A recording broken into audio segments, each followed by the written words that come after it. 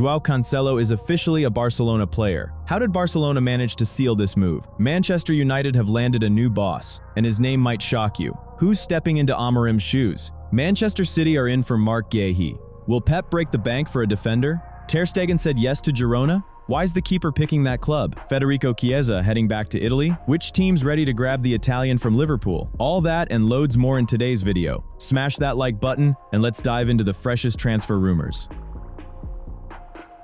Things are getting complicated for Marc-Andre Ter Stegen this winter. The Barcelona goalkeeper has found himself facing a choice that will directly impact his future at the club. The fact is that Ter Stegen has completely lost his place in the starting lineup. Right now, the number one in the team has become Joan Garcia. The German keeper himself doesn't seem keen on leaving Barcelona. However, he is fully aware of all the risks involved. A lack of regular playing time at club level could cost him his status as the main goalkeeper for the German national team. And remember, the World Cup is coming up. This is the key factor that is forcing Ter Stegen to seriously consider other options for continuing his career. One of the most realistic destinations right now is Girona. Moreover, the German is actually open to a move to Michel's team. Back on Saturday, the situation looked quite promising. The key moment here lies in the position of the footballer himself. Ter Stegen made it clear that if he keeps his status as a Barcelona player, then he wants to receive his salary in full. But if talk turns to a move to Girona, he is ready to give up a significant part of the money. A scheme is currently being discussed where Barcelona continues paying one part of the wages and Girona takes on the other.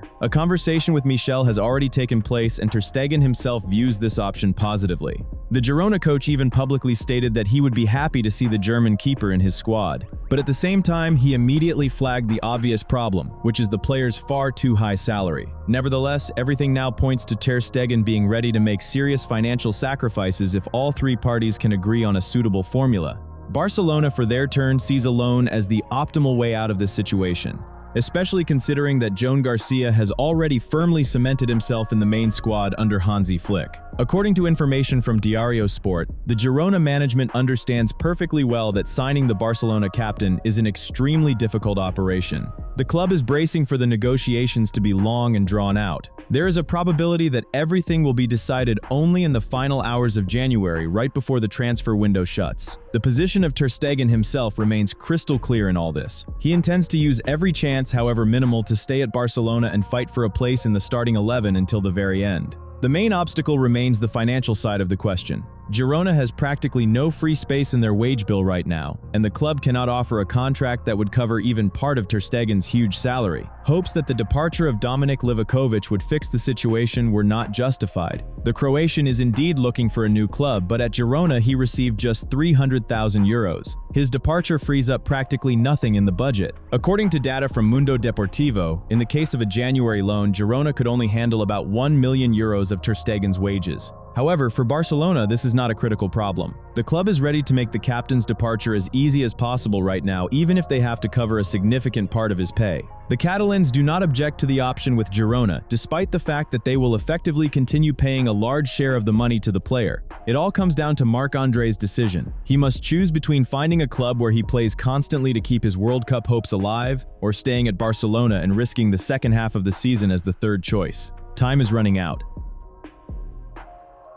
Barcelona have effectively sealed the deal to bring back João Cancelo. It has been 18 months since his departure, and now everything is fully agreed. We are just waiting for the official confirmation from the club. The Portuguese star is heading back to Catalonia on loan from Al Hilal.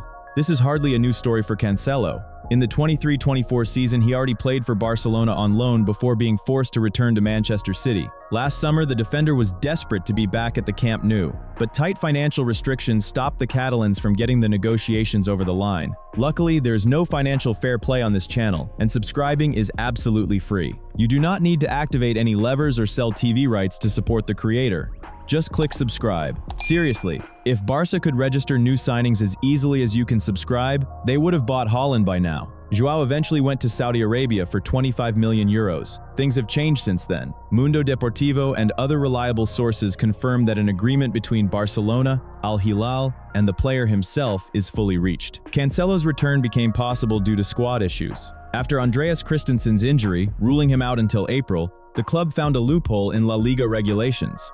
The rules allow using 80% of an injured player's salary cap to register a new signing during a long-term absence. In the Danes' case, we are talking about roughly 5 million euros. Barcelona will use these funds to cover most of Cancelo's wages for the second half of the season. His full salary is 7.5 million, and the Catalans will take on 2/3 of that. You won't have to wait long for his debut. Cancelo can join the squad as soon as the team returns from Saudi Arabia, where the Spanish Super Cup is being held. The Portuguese defender will likely remain the only winter reinforcement for Hansi Flick. Initially, Flick was actually against Cancelo coming back. The German manager insisted the team needed a specialist center-back, but as things developed, he changed his mind and gave the deal the green light. Now the manager has insurance in several positions at once.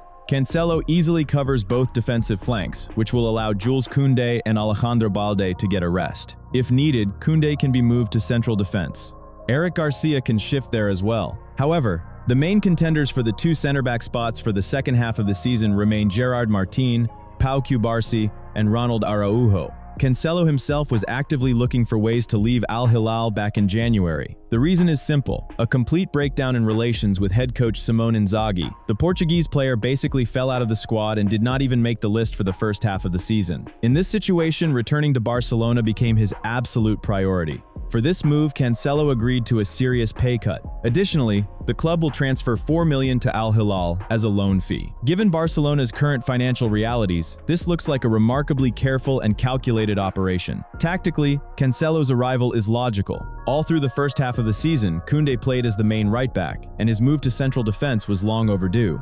Cancelo gives the team far more options in attack. He outperforms Koundé on the flank thanks to technique, pace, ability to start attacks from deep, and vision. At the same time, the Portuguese remains reliable in defense thanks to smart positioning and quality tackling. He is a versatile player capable of covering both wings, playing higher up the flank, or even filling the role of a number 8. Cancelo adds flexibility to the entire game structure. Breaking down a low defensive block, ball progression, and variety make him a vital tactical element. In the second half of the season, he could well become one of the key tools in Flick's hands. In the current conditions, Barcelona could hardly have hoped for anything better. Cancelo's return is a pragmatic decision dictated by circumstances rather than a flashy gesture.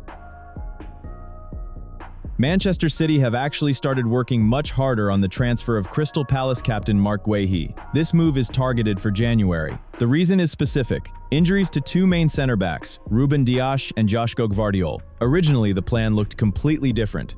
Guéhi has 6 months left on his contract and he does not intend to extend it.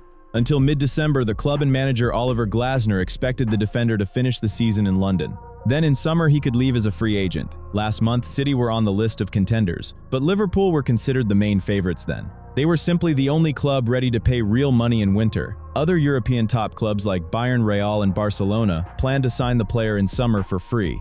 But plans have shifted. According to BBC Sport, if the injuries to Dias or Gvardiol turn out to be serious and long, City are ready to speed up the Guéhi deal. They will not wait for the end of the season.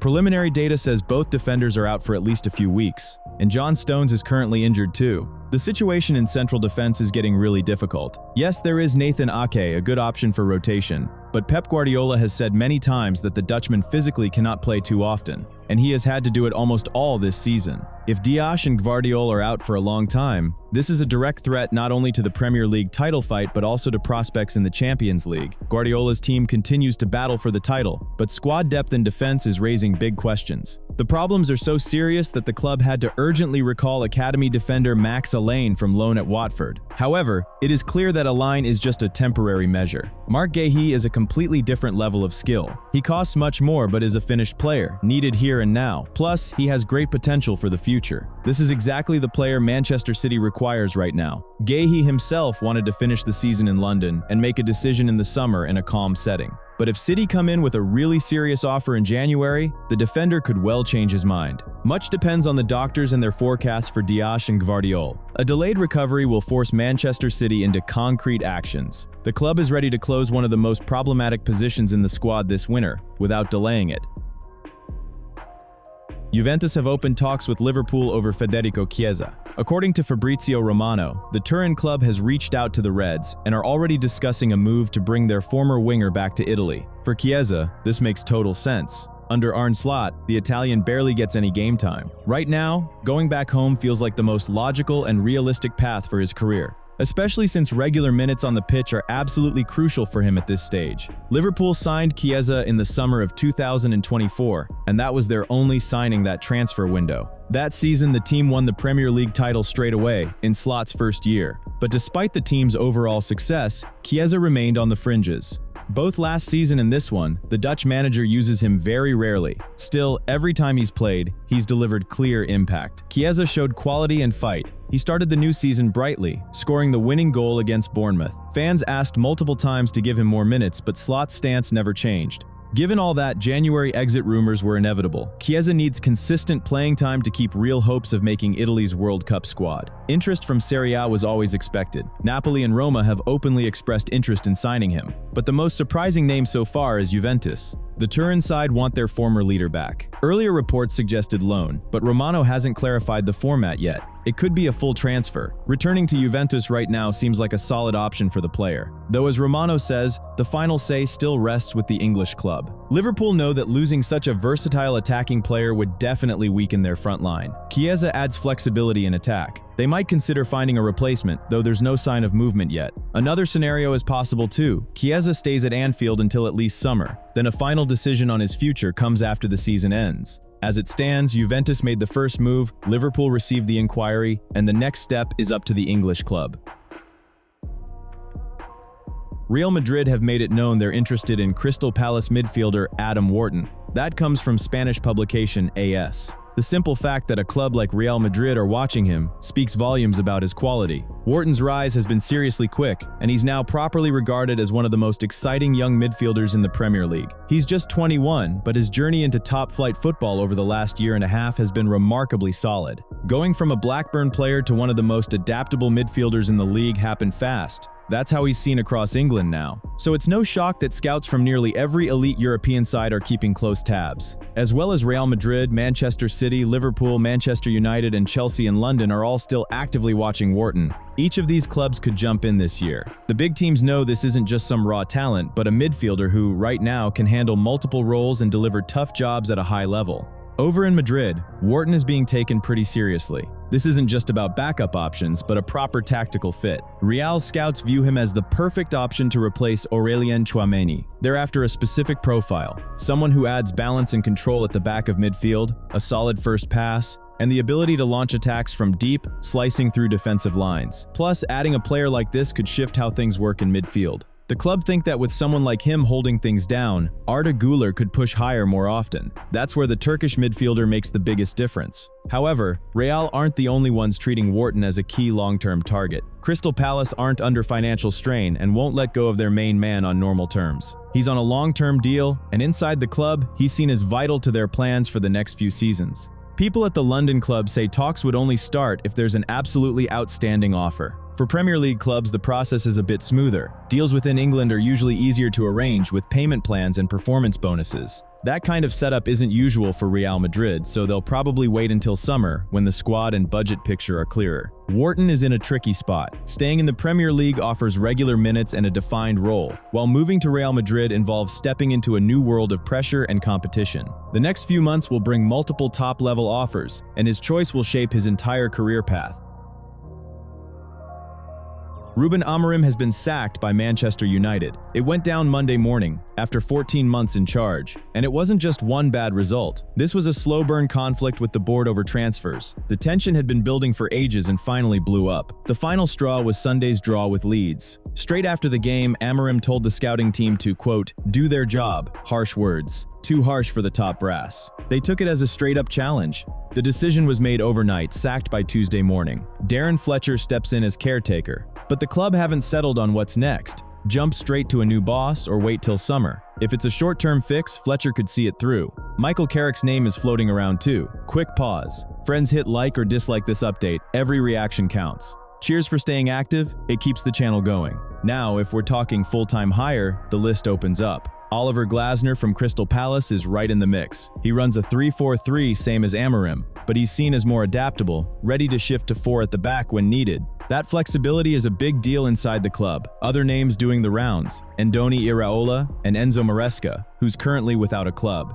Thomas Tuchel, though, is off the table. Summer 24 he was close to taking over, but not now. He's managing England and locked in till at least July 26. They've even talked about Javi, but there are real barriers: weak English and no PL experience. Those hurdles make Old Trafford a near impossible move. Key thing, United's power structure isn't changing, whoever walks in. Jason Wilcox and Omar Barada will still call the shots on football stuff, more than the manager. And that's exactly what drove Amorim mad. He wanted proper transfer backing in January, hoped to sign someone if the right fit came up. But last Friday he said publicly nothing was being discussed on squad changes. That killed his bond with Wilcox. After Leeds, he dropped another bombshell. Said, "I came here to be Manchester United's manager, not just a coach, even though his title was head coach." Answer came straight back: "No January signings based on your needs. Simple reason new players might not suit the next guy." By then, faith in Amorim as a long-term plan was gone. Another problem, his refusal to tweak tactics. The club thought he'd agreed to be flexible,